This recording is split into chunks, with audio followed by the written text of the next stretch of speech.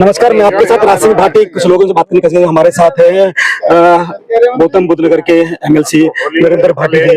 भाटी जी, आपका पहले तो हमारे चैनल पर स्वागत है जी। Thank you. मैं आपसे पूछना चाहूंगा, जो आज ये जनसभा हुई, इसके क्या संदेश आप देना चाहते हो सब जनता को? आज जो ये आत्मनिर्भर भारत और संकल्प यात्रा कार्यक्रम जो आज संपन्न हुआ है वो बहुत ही बेहतरीन और बहुत ही लोगों ने उसमें रुचि ली है और उससे जो युवाओं में जोश है उससे लगता है कि आने वाला समय भारतीय जनता पार्टी का उज्जवल है और वो रहेगा।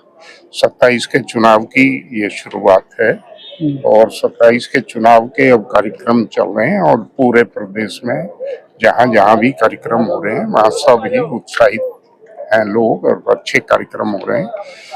आज भी यहाँ जो चिठाड़ा गांव में ये नॉर्थलैंड इंस्टीट्यूट में ये कार्यक्रम जो हुआ है ये भी आज अच्छा हुआ। नौजवानों ने काफी बढ़ चढ़ के हिस्सेदारी ली है, तो इससे अच्छे संकेत हैं आने वाला समय भारत। सर, विपक्ष ये कह रहा है कि बीजेपी के पास कोई मुद्दा नहीं है, राम मंदिर बन चुका है, कृष्ण की बात कर रहे हैं अभी वो, और ये जो कहीं ना कहीं नवाब सिंह नागर को बनाया गया है, तो ये कम से कम जो बीजेपी में जो कल है अंदर की, जो गौतम बुद्ध नगर की 3 सीटें हैं, दादरी है, नोएडा है और जेवर है, इनमें कहीं ना कहीं कलह दिखती है, उसको मैनेज करने के लिए स्वागत समारोह चल रहा है। नहीं, ऐसा कुछ नहीं है। तो नवाब सिंह नागर का कोई विरोध है? नवाब सिंह नागर का तो स्वागत समारोह सर देखिए, जो एयरपोर्ट का उद्घाटन हुआ उसमें खाली धीरेन्द्र सिंह रहे, बाकी कोई भी नहीं दिखाया, ना डॉक्टर महेश शर्मा दिखाई दिए, ना डॉक्टर महेश शर्मा दिखाई दिए, ना सब लोग दिखे, ना भाटी जी दिखाई दिए। आपको नहीं दिखाई देते? विपक्ष कह रहा सर, मैं नहीं कह रहा सर, विपक्ष कह रहा है सर, कहीं ना कहीं हम सारे लोग थे जितने नाम लिए आपने। जब शिलान्यास हुआ तब भी नहीं, जिस दिन उद्घाटन हुआ, जिस दिन पहली फ्लाइट उड़ी सर, जिस दिन किसान लेके लखनऊ, फ्लाइट उड़ने का उद्घाटन नहीं था। अच्छा, फ्लाइट तो उड़नी थी। जब एयरपोर्ट बनाया तो और फ्लाइट ना उड़ेंगी तो और बुग्गी किसान का तो पूरा हुआ था ना। किसान का क्या सम्मान हुआ, जमीन थी किसान ने। अरे भाई, किसान को मनमर्जी पैसा मिला है, जो किसान ने चाहा वो किसान को मिला है। किसान ने जो अपनी मर्जी से जितना मांग लिया उतना माननीय मुख्यमंत्री जी ने उनको दिया। ये तो जो है विपक्ष कुछ तो कहे, विपक्ष में कुछ कहने को नहीं है। अब इतने सारे कार्यक्रम चल रहे हैं, माननीय मोदी जी के नेतृत्व में केंद्र सरकार की इतनी योजनाएं हैं कि उन्हें गिनते गिनते शाम हो जाए। आप लोग पढ़ा करो, देख लिया करो उन्हें क्या क्या योजना चल रही है। नगद पैसा जा रहा है, दिख रही है योजना सबको मिल रही है, कहीं ना कहीं सबको खाते में जा रहा है भाई। कोई बेईमानी नहीं है, कोई बीच में कोई पटवारी नहीं, पेट्रोल नहीं, लेना नहीं देना नहीं, किसान के खाते में सीधा, आंगनबाड़ी के खाते में सीधा, मेडिकल का सीधा, आयुष्मान कार्ड सीधा, कोई बीच का बिचौलिया ही नहीं है। बिचौलिया खत्म किया है माननीय मोदी जी की सरकार ने। ये देश के लिए कितना बड़े गौरव की बात है। इस पे आप चर्चा करें तो पता चले लोगों के बीच में बैठ के कि क्या लोगों के मन में। इसलिए चर्चा करें, लोग सुनेंगे, आगे बढ़ेंगे बात, इसलिए हाँ, तो वो बहुत सारी योजनाएं माननीय योगी जी ने बहुत सारी योजनाओं की शुरुआत की है। अब जो है शिक्षा मित्रों का भी उद्धार कर दिया, जो उनकी मांग थी उनको दे दिया।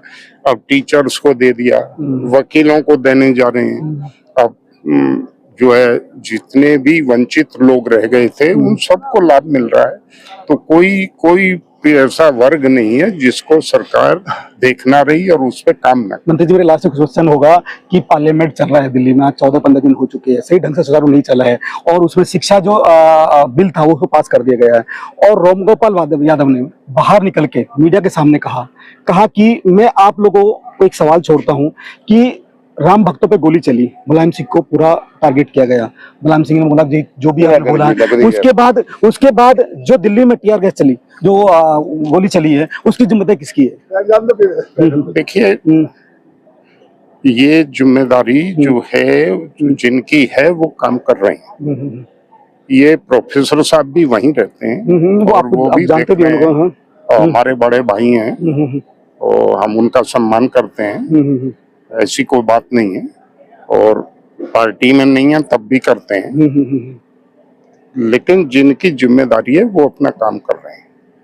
और इस छात्र आंदोलन में बहुत सारी चीजें थी। अब माननीय मोदी जी को खुद लाइव आना पड़ा। माननीय मोदी जी ने खुद कहा कि मैं उन बच्चों को माफ करता हूँ, जिन्होंने मेरी माँ को भी गाली दी, मुझे बुरा लगा, लेकिन मैं उनको माफ करता हूँ।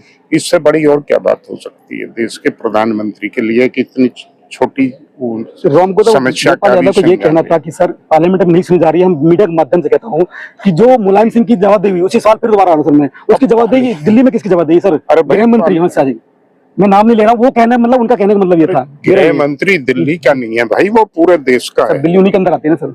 अरे सर सेंटर चिठड़ा भी उनके अंदर सीएम के अंदर नहीं आता ना सर, सीएम के अंदर आता नहीं। अब थोड़ी देर में आप आ जाओगे। नहीं नहीं सर, मैं पार्लियामेंट ले बात कर रहा हूँ सर। सीएम दिल्ली में आता है, जो दिल्ली में सीएम के अंदर नहीं आती है। नहीं कोई भी ऐसा नहीं है। सारे देश के सीएम हैं, सारे देश के गृह मंत्री हैं, सारे देश के पीएम हैं। अब उनको एक एक चीज से जोड़ के उसी का स्पष्टीकरण आप 15 दिन तक लेते रहेंगे तो उसमें कोई अंत नहीं है, कोई बता भी नहीं पाएगा।